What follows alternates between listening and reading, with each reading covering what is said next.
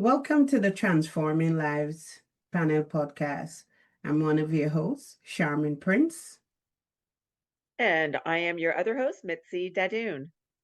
And before we continue, just join us in a brief breathing exercise so that we can be grounded and centered with each other. Now take a deep breath in and let it out slowly. Deep breath in, hold it, and let it go slowly. Deep breath in, hold it, and let it go.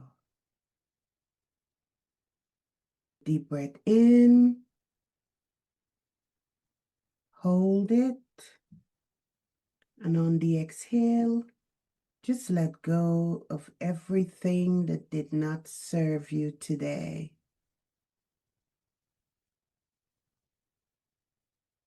Deep breath in and out.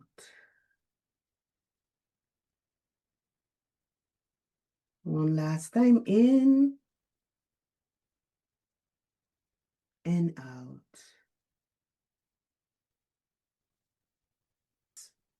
Thank you for being grounded with us. Thank you for being here. Today, our guest is Billy Mandarino, who is a best-selling author, speaker, and dedicated nowist, guiding people to unlock the power of present moment awareness. His groundbreaking book, The Nowist, distills profound wisdom from his personal journey, offering readers a transformative path to abundance, fearlessness, and infinite possibility. Billy's mission is to help others break free from the constraints of time, stress, and limitation, teaching them how to embrace their true, limitless selves. With a unique and engaging approach, he reveals how living fully in the now is the key to creating an extraordinary life. Join us as Billy shares his inspiring insights on how to shift from fear to freedom and step into your highest potential. Welcome, Billy. Would you like to add anything to your bio? Mitzi, you're a light of the world. Charmin, you are an equal light of the world. I love you both. I don't even I know you that well, but I feel like there is no disconnection between the spirit and the energy field that connects everyone. And I thank you for bringing us all into that presence, Charmin. Thank you. Thank you. Thank you for being here. And my first question for you, what was that moment where you experience, or what was that experience that forced you to embrace the now as a lifeline?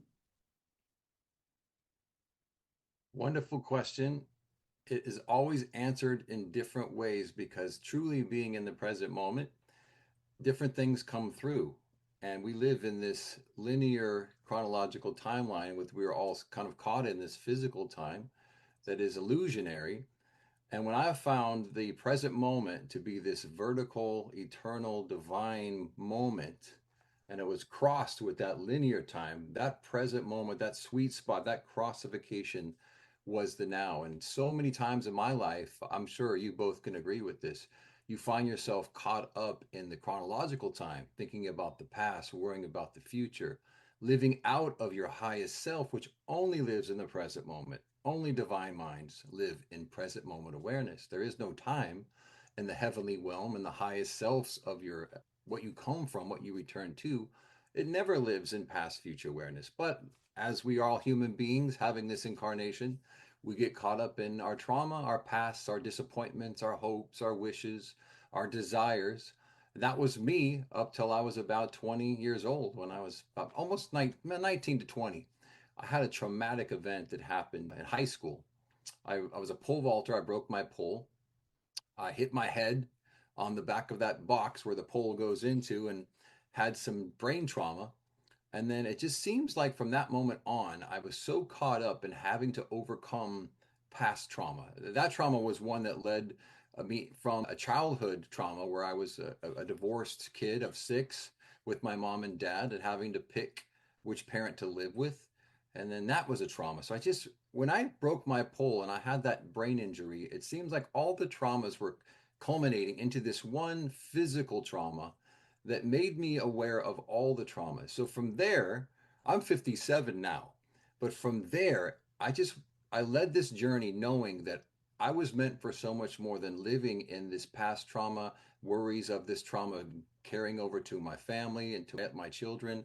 All these worries had come and culminated under this physical trauma. So I started on this journey back then, and it was about how can I find the most powerful teachers in the world to help me learn how to deal with my trauma. And in that pursuit, 20, 30 years deep into it, I found some great teachers. Eckhart Tolle, of course, Jesus Christ in the New Testament, Neville Goddard, Deepak Chopra, Tony Robbins, Dr. Wayne Dyer.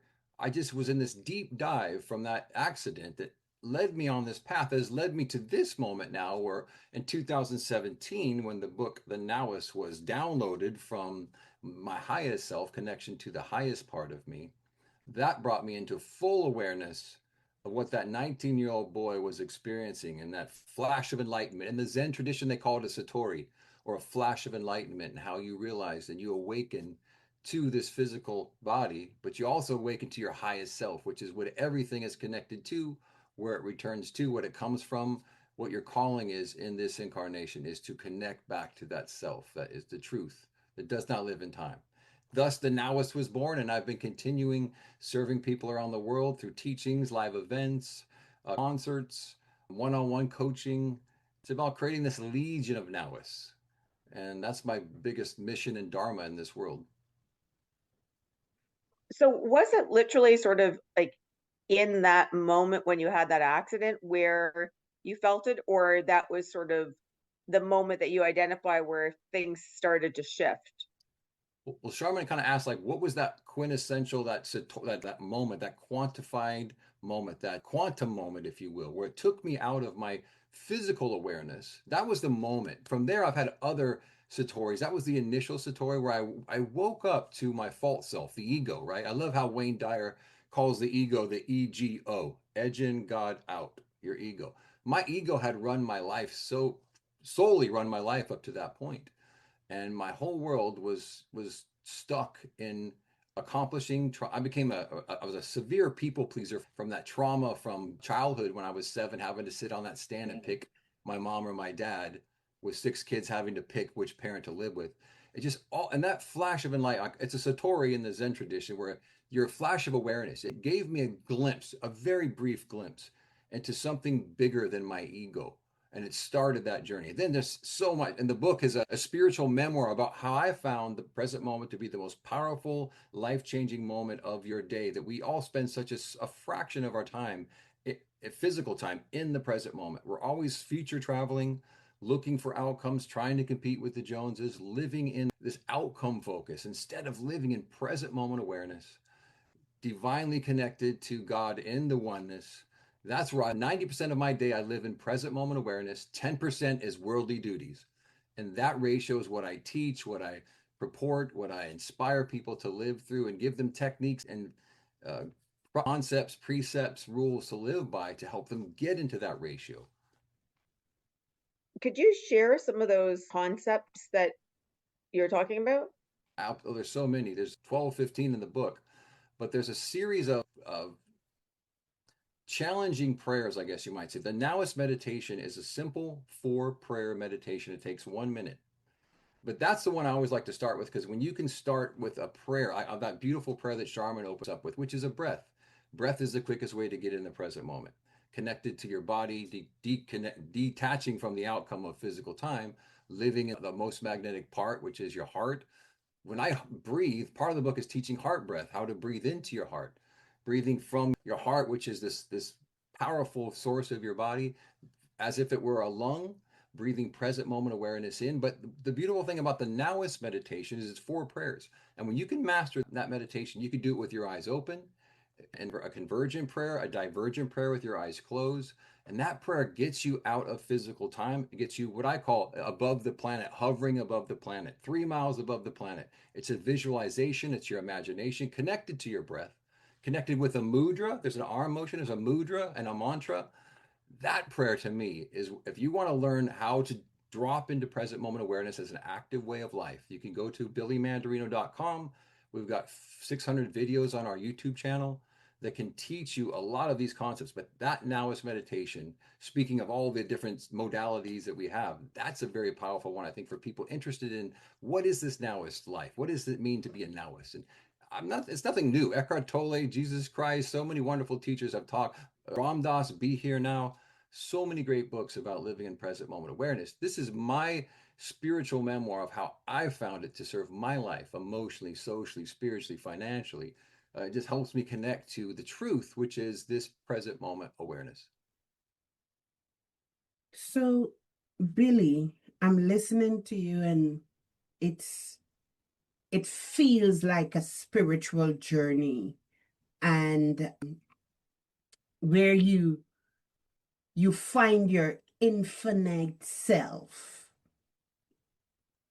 How can you speak about becoming your infinite self?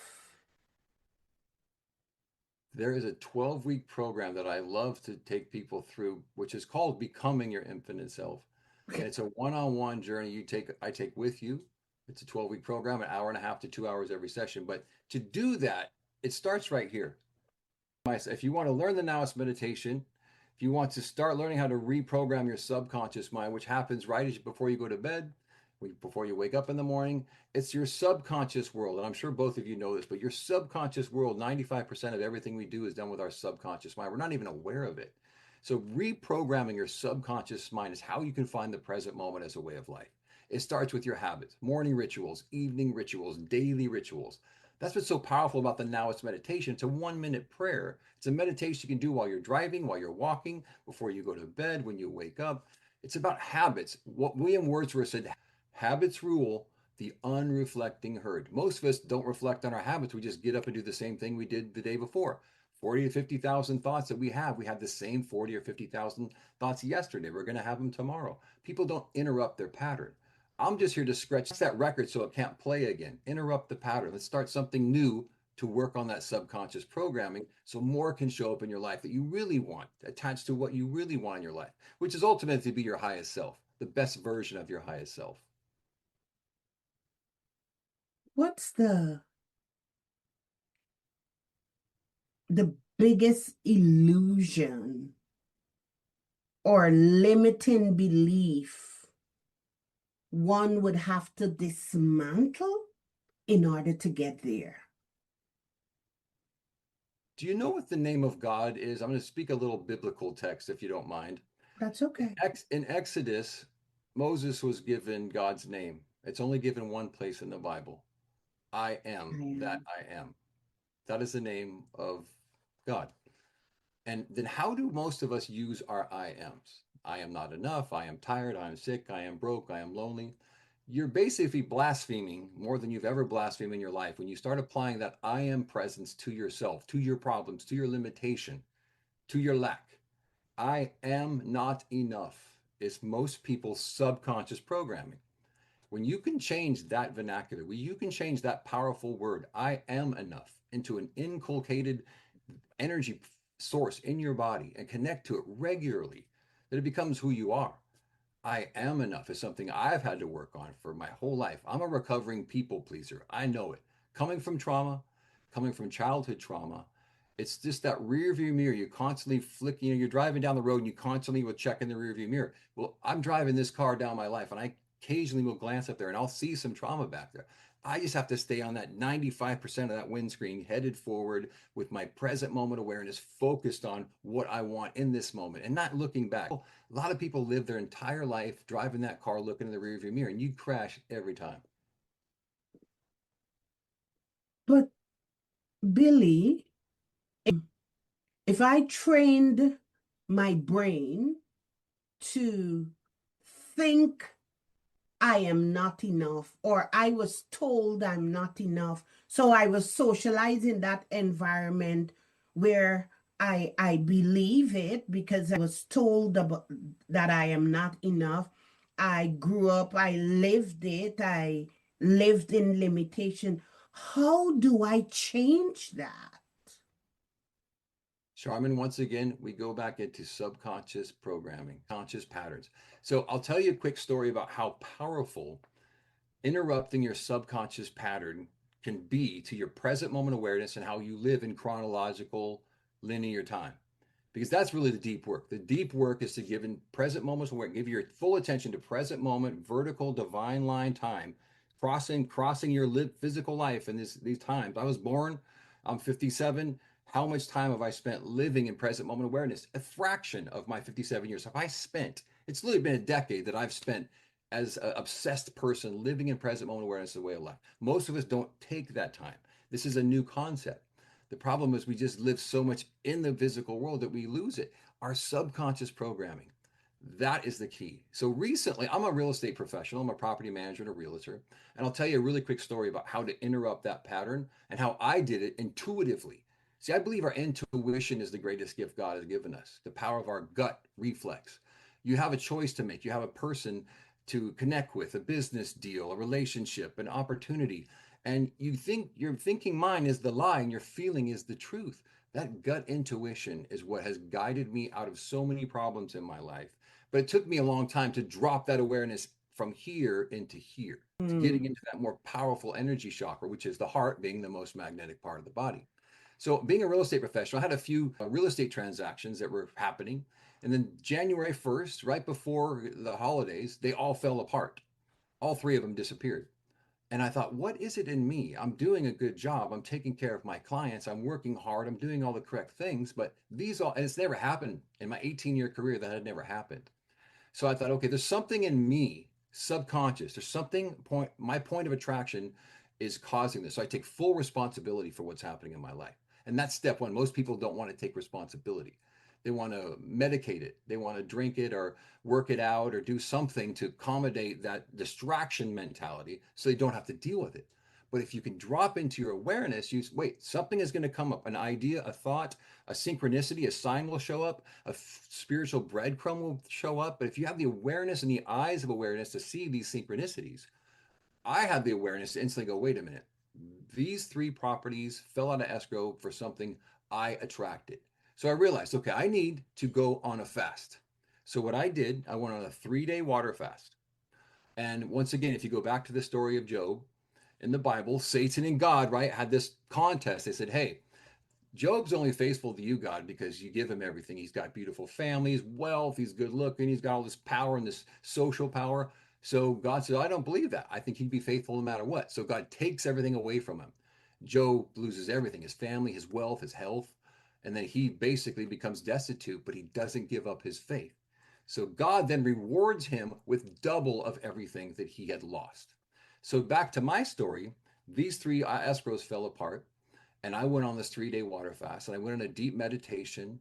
I detached from physical world and I realized I had to interrupt my point of attraction. There was something going on, not in the conscious world, but in the subconscious world. So by interrupting that pattern, 30 days later, not every single escrow became back in place. 5 escrows came back in place, and all 5 of those escrows doubled the potential income that I was getting, and they all are about to close. The last one closes in July. And That's just a small story about how you can get your subconscious mind. You have to know intuitively what you have to do. It could be go to the gym. It could be make that call. It could be go do something you don't want to do. Go to the unknown. That's where the growth is, the unknown. If you can go in that unknown zone and you pay attention to your awareness, you will be guided. You'll know what to do. I just tell you that story because it's recent with me. It's never happened to me in my life. And I feel like it's just a small story compared to the story of Job, and you are connected to the I am presence. You have the power. You are the I am that I am God was talking about. How do you use your I ams, and then how do you take responsibility for them?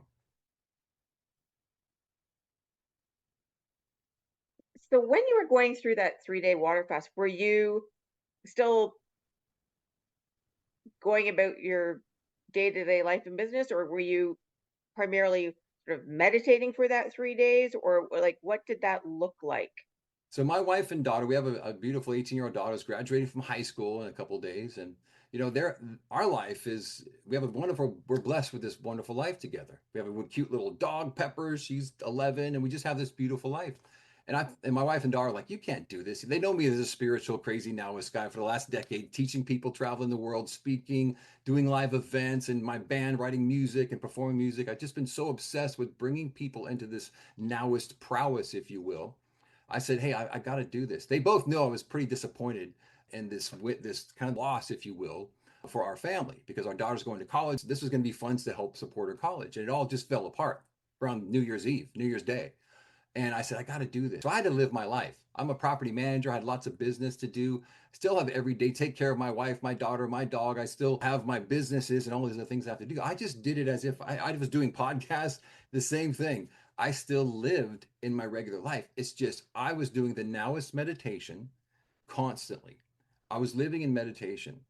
I was doing it with my eyes open, which is might be a new concept to some of your viewers or listeners, but you can meditate effectively with your eyes open if you can focus your awareness and your breath. And centered of awareness can be outside, with your eyes open. It's possible. I've just learned that as a science and kind of as a new technique. So I could live in my daily life having no nutrition but water for 3 days. But something happened. My body went into autophagy, which basically means your body starts to eat itself, which is a very healthy thing to do, by the way. Your stem cells upregulate in your body, which changes the epigenetic expression of your DNA. Are you both aware of what that means? Yeah, so Yeah, it, but it you share it changed. with our listeners. Exactly. Very Joe Dispenza, right? It Mm-hmm. changed my epigenetic expression of myself. So I believe that gave me some positive adrenaline, some dopamine, some neuroepinephrine. These wonderful chemicals were just upregulated, which changed my focus. It also changed in what I visualized. I would visualize detaching from the outcome. It was easier than you think. Yes, physically your body's going through a process, but it's very healthy. So many different ways that serves your physical being. But more importantly, interrupt the subconscious programming I had going on that I wasn't even aware of.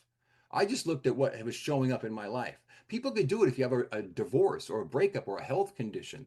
If you have some things that you feel wronged or hard done by, or someone disrespected you or broke your heart. I mean, I'm not a medical doctor, and full disclaimer, if you're not in great condition, you should not do this mentally, emotionally, spiritually, physically. But this interruption of my pattern changed my entire outlook on the power of taking responsibility for what shows up in your life and then taking action on it, but doing it in a meditative and a spiritual way. Yes, it's a physical deprivation of food and nutrients for your body, but what it fed my soul and then what showed up afterwards. I can't wait for more people to experience what I experienced by attempting to do this, but also study up what it means to do a 3-day water fast, how it can affect you. But I live my regular life, Mitzi, to answer your question. I just live my regular life. What would you like to leave with our listeners and viewers?